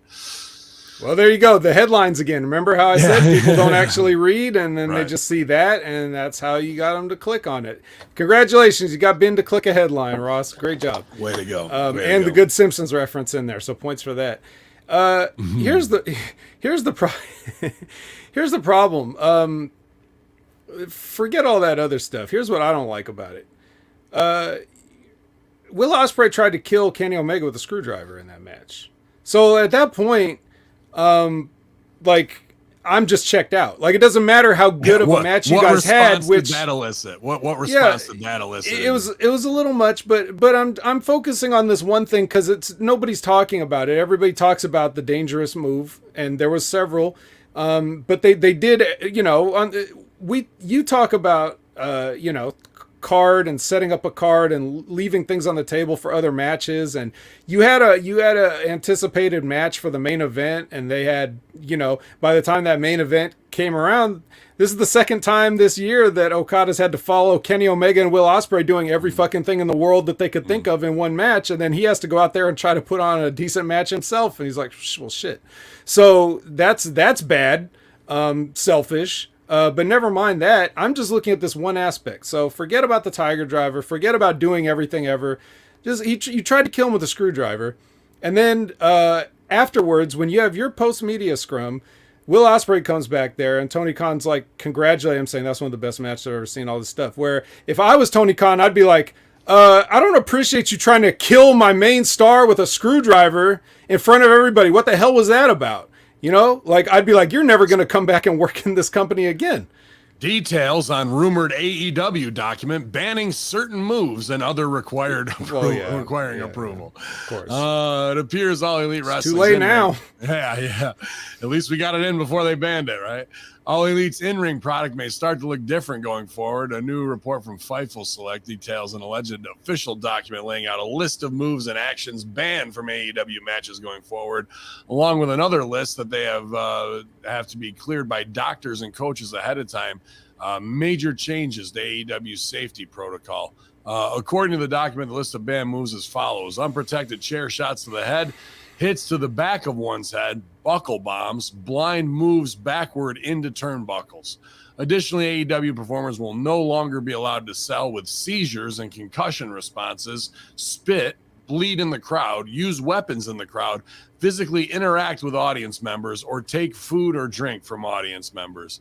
As far as interactions that have been cleared ahead of time, the list includes spots, bumps on the apron and outside the ring, spots featuring tables, ladders, and chairs, dives to the outside of the ring, pile drivers and all variations, high-risk in-ring dives, the use of weapons, and the use of ring steps or the commentary table, simulated choking or hanging, injury spots, brawling in the crowd, moments involved individuals apart from the wrestlers involved in the match, and purposely bleeding. Sorry, Moxley. These acts are not necessarily discouraged for AEW performers, but simply need to be cleared before the match begins. So, I don't care. So they weren't before? No, they weren't. You didn't have everybody to do whatever you want. Yeah, you did. Now you got to clear gigging. You didn't have to clear gigging before. Now you can. I feel like you should have cleared that, but yeah. So yeah, I didn't, it would have been something very simple where you just had to acknowledge the fact that this guy from another promotion tried to kill one of your stars with a screwdriver and that you're not happy about it. That's all it had to be. You didn't have to, suck his dick about how good of a match he had afterwards. And some people could say sucking some his people dick's still on the approved list. That's on the approved list. But I'm So some people would counter that and say, but Vet, the post-media press scrum is different than the actual show because, they're breaking kayfabe there and all this other stuff. Okay. Well, to that I would say, well, what about later on when Chris Jericho wandered in with his bat and phonily challenged somebody to a match on Dynamite in total kayfabe and character? You're mixing both worlds, and that's not a delicious mixture that you have. So what if I wanted to bring some blood from a butcher shop, throw it on someone, and then unleash a jungle cat on them? Do you think that's something I have to clear, or I could just do that on my own and get that in there? I think that's probably going to be one of the banned things. Oh, unfortunately. There goes that one. There goes that finish. But that's good because it'll save expenses on jungle cat transport and handlers and donuts to the face still approved. Yes, not to the back of the head. It's not filled with blood either. Yeah. No donuts to the back of the head. No, just in. Fuck. These fucking guys, man. I'm here to tell you, it's interesting all the way around. And this one, not Pommy. I don't want to shit on the dude, but again, more headlines. Sheamus defends Ridge Holland, saying, "quote he is safe," and quote smooth as hell in the ring. I don't know about that second one. Yeah, he's done much better in the following months, but. Right? Didn't he fucking smash Ricochet's fucking face in? Ricochet smashed his face. Oh, okay. The belly to belly on the outside with that was a Big big E. one. That was the only one that he really did. I know that we remember things differently, and There was one other one I can't remember, but it I spoke to you. I you. spoke to you privately about these, but there was 3 incidents involving Ridge Holland. Only one of which was his fault, but that's the one that paralyzed Big E. So that was a huge one. But the ricochet landed on his nose doing one of his shooting star, like standing shooting stars in a match. So a move he's done many times safely, but just didn't work out this night. So that's when he had to wear that big like face mask thing, the Rip Hamilton or whatever, whatever Trish is wearing now. Like he wore that for a while because of Ricochet. And then the other injury he was involved in was when he was still in NXT and he had just come over from the UK. And I believe it was what do you guys call him up there? Biff Busick? Is that him? Yep. The guy that was Oni Lorcan? Oni Lorcan, yeah. So Oni Lorcan did a springboard crossbody from inside the ring to outside, and Ridge is standing on the floor, and Ridge goes to catch him, and his ankle just breaks. So, like, nobody's fault, just broken ankle. Stop saying broken ankle. My ankle hurts just thinking about it. So Ridge has been involved in several gruesome things that have happened in wrestling, one of which was his fault. But I guess this is becoming news after, I guess on Friday, I'm hearing that one of the Pretty Deadly guys got a separated shoulder in the match. Oh, I mean, yeah, absolutely. So here, Elton Prince was injured by Ridge Holland, allegedly, during the July 14th edition of SmackDown. Holland ended up deactivating his Twitter account after receiving negative messages from fans, of course. But Sheamus spoke about Big E being injured by Holland in 2020. He said, I think Ridge got put in a situation or tarnished a little bit. People were saying he was dangerous and stuff. Ridge is an incredible athlete. He's smooth as hell in the ring, and what happens was very unfortunate, but I just feel he hasn't been given proper opportunity to show what he can do. He's a former rugby player, unbelievably strong, but he's safe in there too, man. He's smooth. I don't know. Was supposed to be like double Alabama slam, and both guys almost fall off. They're putting him in spots that, hey, you're strong. Do this shit that's out of a comic book and don't fuck it up. Okay, you know. And then obviously the trolls going at him. But when it comes to separated shoulder, dude, especially if it's probably the left arm, that's what we work is the left arm. Give your because we work counterclockwise so the guy can stay in the middle, and we go all the way around. And hopefully we're only blowing out one arm in our lifetime instead of 2 shoulders. So if you make it to WWE and you've been working indies for 10 years in UK and then also being the top guys in fucking NXT, your shoulder's probably hanging on pretty loose. And you could walk up to the ring post and do a shoot reverse and just barely touch it and your shoulder can come out. Mine was that bad for like 3 or 4 years until I started doing Stevie Richards Fitness with the resistance bands. I couldn't even bring my hand up really any farther than this. Now I got full mobility, but that was from my shoulder going in and out probably 4 times within a 2-year span. I was fucked up from it. So I don't want to put the heat on Ridge Holland here based on what happened on somebody's separated shoulder, because that's a compounding injury of years and years and years and years of having guys tug on your fucking left arm. You know what I mean? Sure.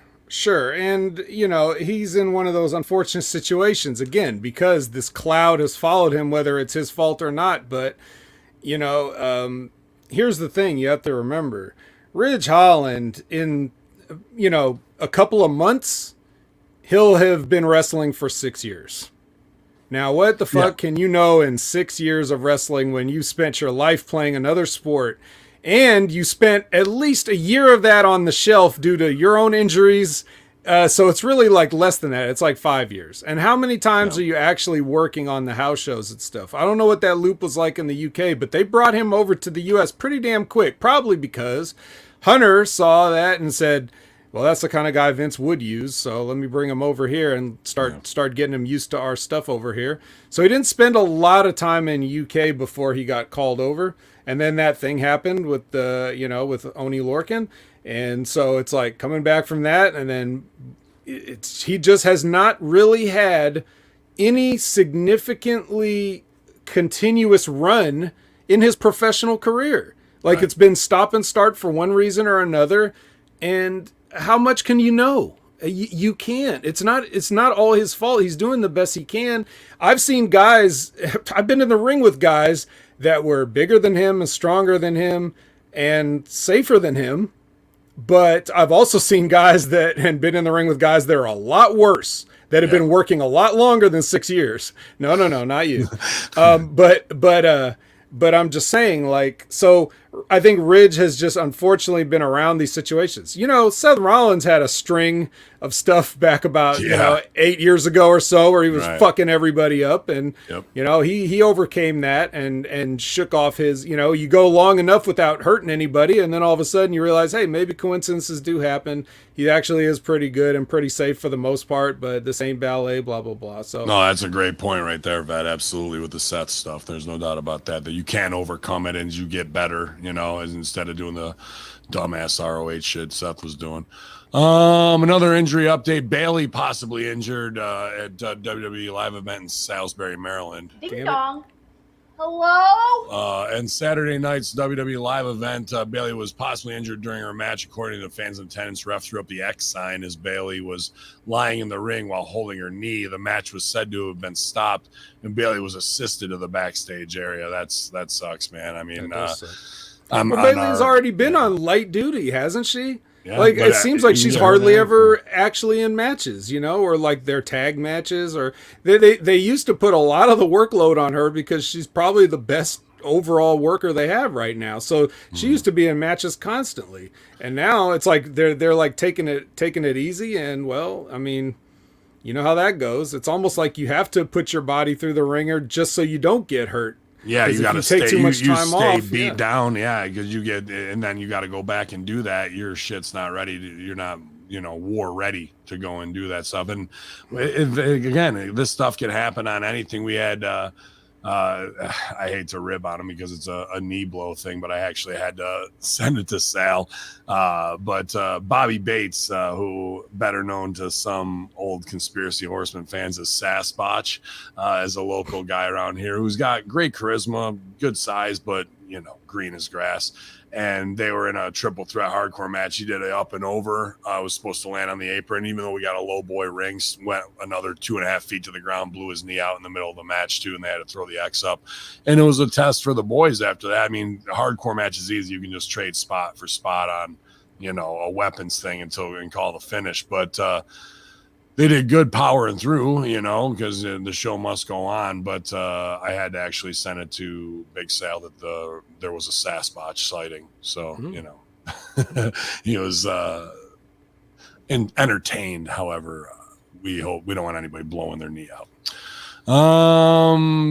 But this one goes to what the reality is of what we actually do versus the actors and writers that are on strike right now who think they're over as fuck and and they can just get away with it, that you know, their ego's everything. Well, we're putting our bodies on the line. But Heels Alexander Ludwig says, this is the most pain I've ever been in shooting anything.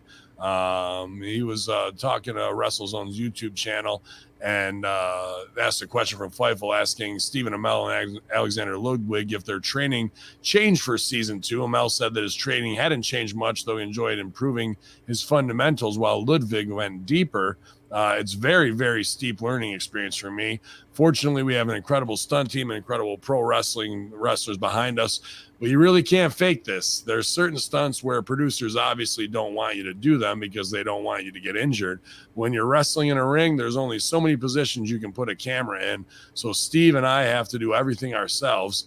Ludwig added that much of the training was much more about conditioning their bodies to withstand the punishment, just like Beth just said, in the ring than getting muscled up for the cameras. He said, I got to say this is truly the most pain I've ever been in shooting anything because my body wasn't used to this. He said, noting that Amell has a small amount of prior pro wrestling experience. He says, I think wrestlers are nuts. Well, he's right out with that. I think they're absolutely crazy. It's an insane sport, and I love every minute of it. Heels Season 2 premieres on Stars July 28th at 10 p.m. So, yeah, man, you get in there and get that first rope bite right across your back or on your ribs, and what the fuck happened to me the next day, right? Let alone, you know, your back tightening up, your hips being jacked up after that, fucking partially concussed, your left shoulder hurts for no reason all the fucking time, you know. But I'm glad he's putting it over that this shit is not for fucking civilians. You better and get ready to give your body up. So imagine this. Like, let me paint you a picture. And this is just my limited experience. Maybe we have somebody in the chat that's worked on heels before. I don't know, or some other TV show involved with wrestling. But, but like, for me, the process of knowing, like, okay, we have, you know, we did weekly TV, small as it was, but you and I did weekly TV, right? So the day of the day we have to 2 TVs a week, some weeks. Yeah, some weeks. So you don't know necessarily what you're going to be doing that night, but you're expecting to work. So your whole day, you're like slowly building up to that. You get there, you schmooze with everybody, shake your hand, say hello and everything, and you're goofing around. You got some time to kill, and you start talking, then you figure out what you're going to be doing and other stuff. As it gets closer and closer, you know, to bell time, like, you start to get the little bit of tension, you start to get the little bit of adrenaline. This is how it was for me. And then you start to get a little bit more serious. It's starting to be warm up time. Then the show starts and you're watching other people, seeing what they're doing. You're watching on the monitors. You're making any last minute adjustments you need to, whether it's with announcers or whatever, but you're a little more tense than you were when you got there, and you're psyching yourself up slowly for it. And all those nagging aches and pains and those little things that go, you're tired, you know, you're just like a little bit lethargic, whatever it is. Once your music hits and it's time to go through that curtain, that part's done. Now a switch has gone on, and you've got that adrenaline. You've got your match that you know what you're doing, or you're making it up as you go along. Either way, maybe a little bit of both. You get there, and then after you come back through that curtain, you're kind of on an adrenaline high that could last for several hours and long into the night, depending on what you do. You're right? not going to bed. If you could be done performing at 7 and 2 in the morning, you're sitting there wide awake. So you better have a productive post game plan. You know, if you got a season of something you want to binge or whatever, you know, that cue it up, because you're not going to go to sleep for a while. But that's like a process that goes through. At least for us, it was kind of weekly. Sometimes, you know, twice a week, whatever it is. Now, same thing with the WWE guys. They've got their travel schedule. All that stuff is probably pretty similar for them. Okay, now, shooting a movie or shooting a TV show, it ain't that. You go to set, you wait some more, and then when it's your turn to do something, it's not like for a show about wrestling, they don't just have you have a match and film it.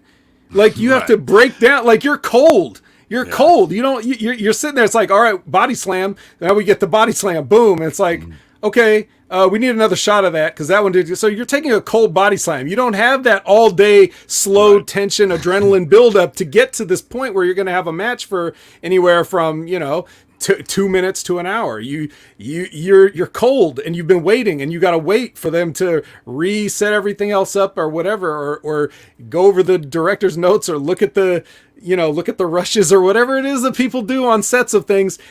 So yes, you're taking a move that hurts, and then you gotta wait, and then you gotta take another move. You don't even possibly do 10 takes of that same fucking move. Right. You're gonna do a sequence, yeah, okay, and then what? But you're not getting that full psych up. So you're kind of cold and just taking moves, and that hurts way more. Even if you're in ring shape, it still hurts way more to take one move at a time and then let yourself get cold and then lose. You don't have that adrenaline. Of course, and if he's you're hurt an more than actor he's ever been. who played a fucking, you know, Green Arrow or whatever, you might have to run fast and jump off something and slide under, you know, the car or whatever. Like, it's all set up in a stunt that way.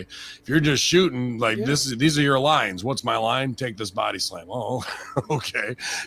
Well, enters ring, takes body slam. That's all fucking. Yeah, and when you're an actor, not a stunt actor, but a regular actor, you're trying not to get hurt, and they're trying not to let you get hurt. They'll let the stuntman get hurt, but even the stuntmen have a level of safety and precautions that's there for them. You know, it's so. But a wrestler, if it's time to take a bump, it's going to be the same bump you would normally take. Only now you're not psyched up for it. You're just taking it, and it sucks. So Ludwig just took a series of unrelated bumps that had to get filmed, and now he's fucked up. It might not even make the show. Right? Like, we had to cut that. Sorry, cut that fucking part because you're rotten. This was an interesting one, and we'll close with this because I think there's unlimited potential here.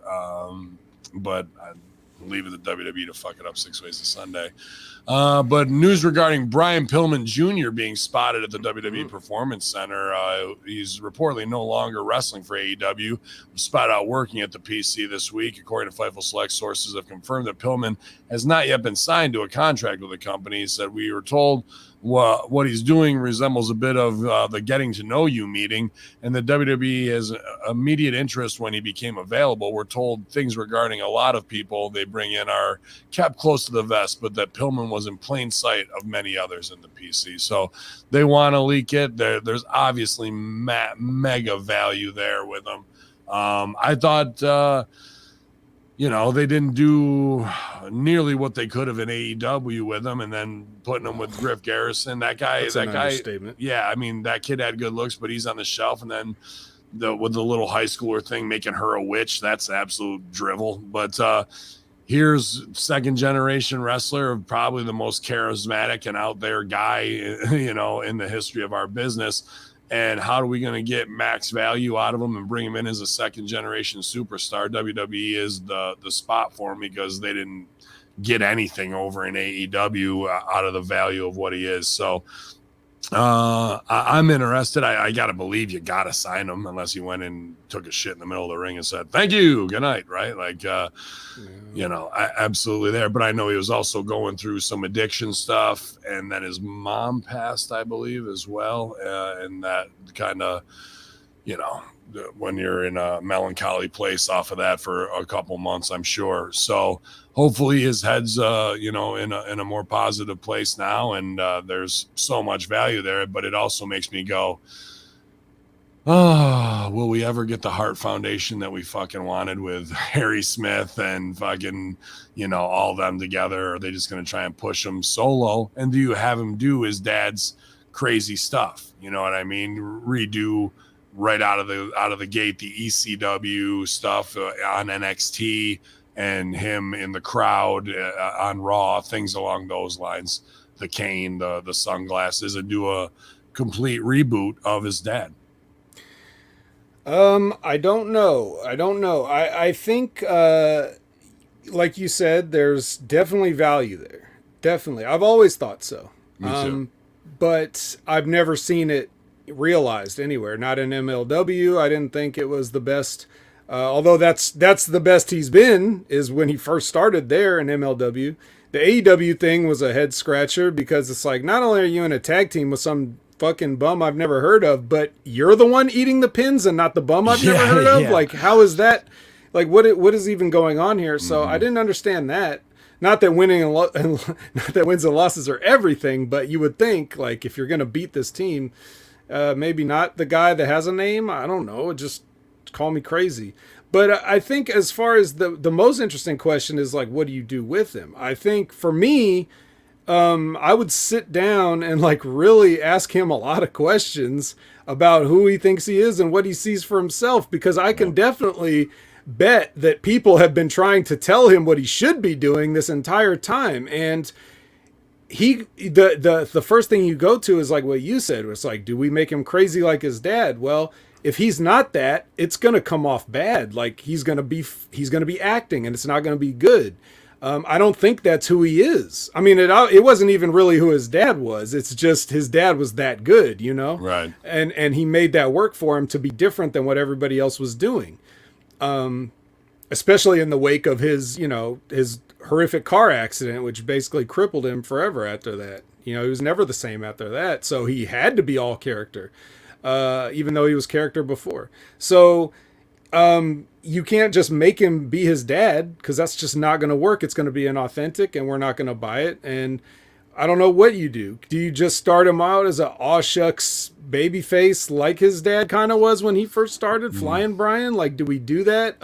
I think do we keep it generic? Do we keep it generic until a light bulb goes off, either for him or for the company? I don't know. Maybe if he's in WWE long enough, he will get driven shoot crazy, and then he can do his dad's character. So there's always that too. But I think the first thing that with somebody like that, like I wouldn't want to mess that talent up. I'd really want to get inside his head and feel what he's comfortable doing so that he can nail it. I want to. What would Rip like to say? He would say something like, I want a D+ degree of difficulty with an A+ execution. Yeah. You know, like something like that. Something simple. But we all know that WWE has fucked up simple baby faces. He's trained with Rip. He's trained with Rip before. I hope that if he's not signed now, he's really polishing his game and maybe doing some private lessons with Hustler to get ready for that. I think you're spot on, Vet, in the let me find out who you are. But I think with show don't tell action of an easy get over match, and then afterwards he gets heat on a guy for no reason, does crazy eyes. He could be trained to do the acting of his dad. If we watch tape, I think the real person to put him in the hands of is Paul Heyman. They don't got to be tied together, but let Paulie work with him and help develop him to where they need to go in that, and use some of that original stuff that was crafted together by them. And I think Paulie would be really into doing that as a project. You know, he doesn't need to be in a stable or a manager or anything along those lines, but that's the way I would go to get the performance. That's a good idea. And it can also lead to so many other things. Like you could have like, we have Civil War in the back, you know, as far as like the power structure, but we can even make it something as epic as like a struggle between different sides of the locker room for Brian Pillman's soul. Like, hey man, you don't have to follow in your father's footsteps. You can be your own man or whatever. And then you've got the people like the dark side, you know, like Paul Heyman saying, well, you know, if I may, and then so you have different people like trying to coach him, and you see him getting pulled in these different directions. That's probably kind of a mirror of what he's been going through his whole career up till now. You just need to have Paul walk in on a scene and go, "Can I speak with you for a moment privately?" That's it. That's all you need is the insinuation of it's never going to, obviously we're talking good ideas and idealistically, because we know that's never going to happen, simply because they just won't have time on the show that they're willing to dedicate to something like that. They've got too many recaps to put in. They can't dedicate TV time to Brian Pillman, but there is a lot of awesome potential there for something where you can take a guy that, you know, maybe a little more bland naturally than his dad, but you can use that as a tool. The problem in WWE is, and you see this on a weekly basis watching Raw, SmackDown, whatever, they don't know who their own characters are. They have no idea what their characters are supposed to be doing or what a real babyface or what a real heel is. There's always people doing things like you guys talk about the babyface heat, you know, or the heel sympathy or whatever, like these things that they keep. They're not clearly identifying the people that should be clearly identified. I like what you said, though, the battle for his soul. If you had Heyman pulling one way and Cody trying to be on his shoulder the other way, of, you know what I mean? Yeah. They both are sons of legends that they've got to carry a lot of that burden, you know what I mean? Lots of people, everybody he ever interacts with can be a part of this, because they always like to compartmentalize their stuff. You know, that's why you never see, like, you know, Becky and Seth are together, but you never see them together. They don't make that part of the show. They never have a, you know, like Vince was saying on one of the Raw reviews, it's like, you know, Becky just gets the shit kicked out of her and Seth Rollins just goes out dancing the next segment. Like, no, you know, you can't even do a quick little, she comes back through the curtains like, you okay, honey? I'm sorry, I got to go out and dance. Hold the baby. I got to fucking go. Yeah, like anything to show that there's like a whole living, breathing, connected world backstage that you're not even taking advantage of to tell your stories. Like, just having people walk through background scenes are more than what they do. They always just set people up to stand in awkward angles and come in off camera. But like, how about just people passing through in the back and some time. Yeah, and Brian Pillman can be one of those guys, and someone can interrupt what they're doing to go run and talk to him and be like, hey, I saw what Paul said earlier because I watched the show, and I don't think you should listen to him or whatever. And then it's like things like that they never do would make it a lot more intriguing and make you want to sit there and watch to see what happens next, because you never know who's going to walk into a frame and interrupt something. I like this point by Todd Brantley, even though it says Pillman and Chase U. I like that as an inception, and him then saying, sorry, bro, I've already been that way, gone that way. And that's when he turns them down, is his first feud versus the guy from Chase U, and that would be a good inception point. I think that's a very good introduction, Todd Brantley, from that, man, because Lots of things. ready to go to that next level with it. Yeah, man, great discussions here, you guys. Today, it was a good show. An hour and 45 rips by. I look forward to hanging with my man Stevie Richards, do the SmackDown Live review for Russo brand here next, and then I'm off to do some cannabis the rest of the afternoon. So it's going to be a busy day here at HMG with all the clients.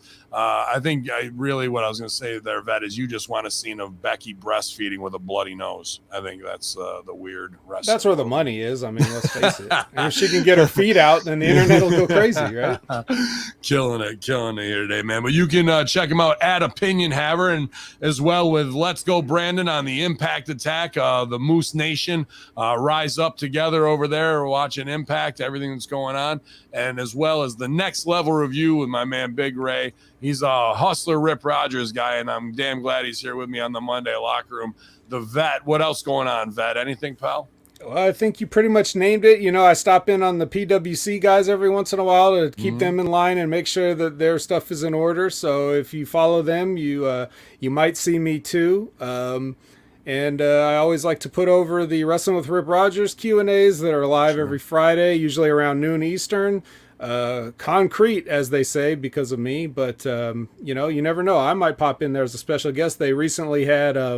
who they just have on? Ronnie Jonah. They had Ronnie Jonah on there. That was a great blast from the past. They had Ronnie Jonah on there. Before that, they had Ryback on there. And then just this last week, they were just doing a normal show, and all of a sudden, Nick Dinsmore just popped in and just hung out for a while. So awesome. The great Nick Dinsmore, you never know who you might see, and one of these days I might pop back in, but you got to keep watching and find out. And then, of course, you mentioned Stevie Richards. Stevie Richards always doing big things. Some would say too many things, but you can't... you got to let these horses run, Ben. You just got to let them run. That's what they do. You want to run right to the glue factory, unfortunately. Nope. He's a thoroughbred through and through, and he's got his Patreon up. You can just now, as of an hour ago, it's telling me, Tony Storm versus Taya Valkyrie finish analysis on that Patreon. So you're going to want to check that out. Just if for no other reason to watch Tony Storm and Taya Valkyrie. Come on. What are you talking about? Especially slow that down, Stevie. Slow that down. Some serious breakdown. We're going to do a butt cheek breakdown. That's right. Yeah. Let's break it down. So you got that. And then, of course, you've got the Big Fitness Show with Stevie and Big Mike Barons going on. You've got all kinds of fitness equipment reviews from long and short term. Just too much going on. But excited to be a part of all of it, and excited to be a part of a brand that can include a wonderful human being like Stevie Richards right here at Hami Media Group, Russo brand, channelattitude.com.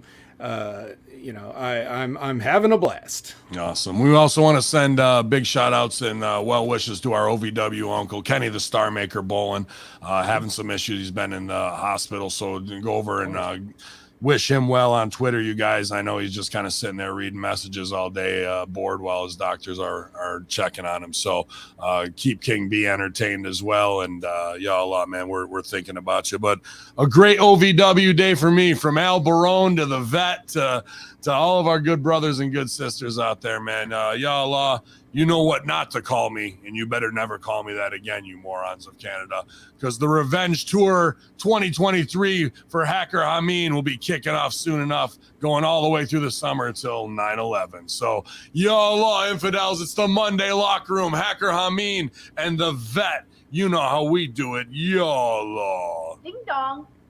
Hello? You want to laugh, Russo? Get vaccinated.